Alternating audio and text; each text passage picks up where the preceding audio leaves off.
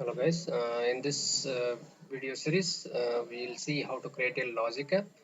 In last video I had already given the introduction about logic app and what is the purpose of logic app. You can watch my earlier video if you want. So here log into the portal.azure.com. You can search logic app, or you can, if you are already used, you'll get it here. You can search it here and click on the logic app, and it's very simple to create. Click on add.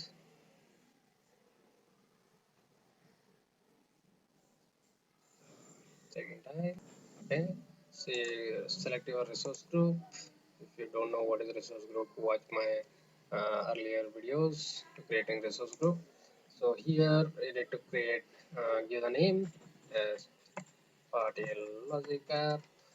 Okay, just select remaining all the things, let it be like that, and just click OK and create it. Just create, your logic app will be ready. Once it is deployed, it will be available. Go to resources and you'll get all these things here. So you'll get a basic video. This window will get it, and you will get a default all the templates here.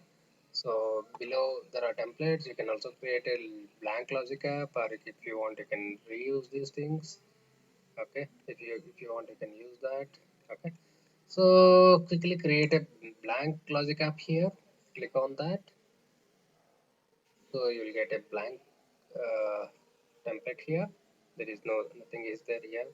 You can search here like I want Outlook. Uh, you get all the apps here. So there are basically two things here: triggers and action. First, you should get the trigger, then you can do actions. Trigger is basically Outlook. You need to what you want to do. Then you can action on this particular thing. I'll just show you exactly like Outlook. So give me a second. First, I want to get the Outlook, right? Outlook email. I want to check it. Okay. Office 365 Outlook, and we have Outlook Customer Manager, Outlook Task, and Outlook.com. Okay. So I'll select Office 365 because most of us we use a Office 365 Outlook. I'll click on that. So first time you need to log in. Okay, so when incoming mail arrives, what do you want to do? You can do some things like that. Okay, so new mail comes, if you want to forward, suppose if you are using a group of single mail for particular group, or the entire team is using single group, you want to monitor something, so you need to distribute based on who are available in the uh, shift, something like that. If you are already database, you added your all shift related timings, everything, so you can read it from your SharePoint, uh, SQL or something, Excel or something. Okay, so using that you need to modify every week that particular Excel for based on a shift. Okay, the available shift uh, guy, it will send a mail basically. Okay, when new mail arrives, shared mailbox, in the shared mailbox you can check that. Okay, when new email maintaining me arrives, I don't know what is this. Okay, there are a lot of things. Okay, delete, update, you can add the mail, you can delete the mail, you can forward the mail. Okay, so first one is I'll just click on when new mail arrives, what I want to do. Okay, so if you are using individual mail ID, you have to log in with that. Okay, or if it is common mailbox, you need to get the user ID, password, and login. So once you do that, then it will ask user ID, password, login here. Once this is done, okay, you can connect to next step.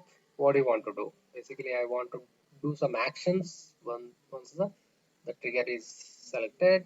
Okay, so you can write variables, a lot of things you can do, and I'll make some other videos how to do it.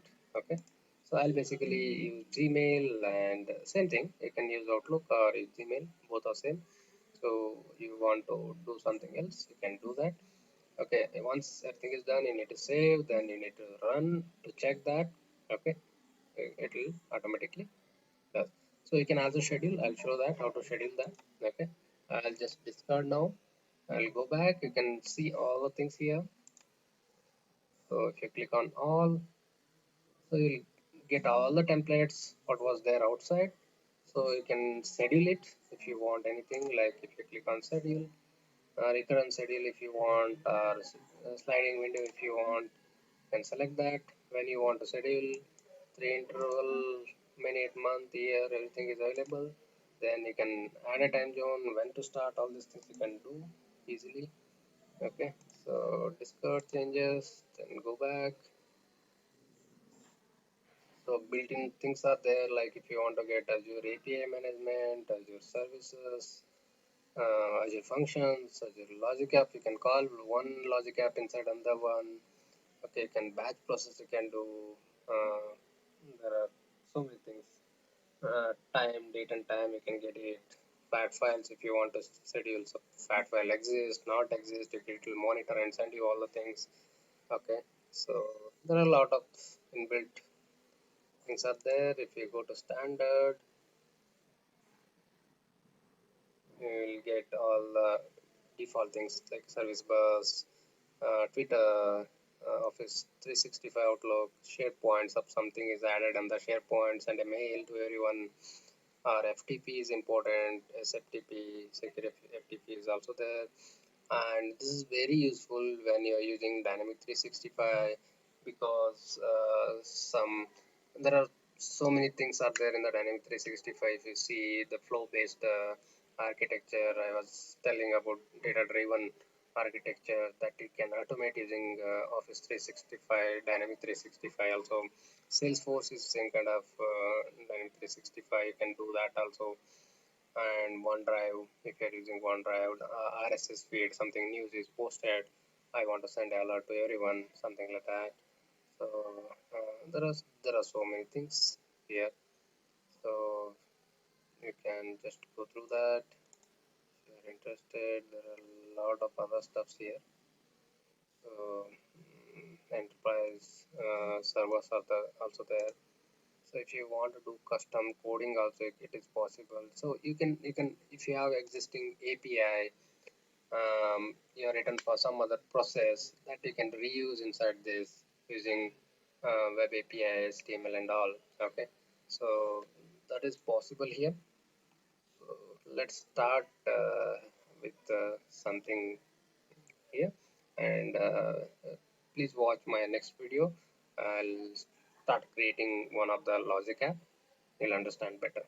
Thank you, and keep watching my videos. Subscribe to my channel.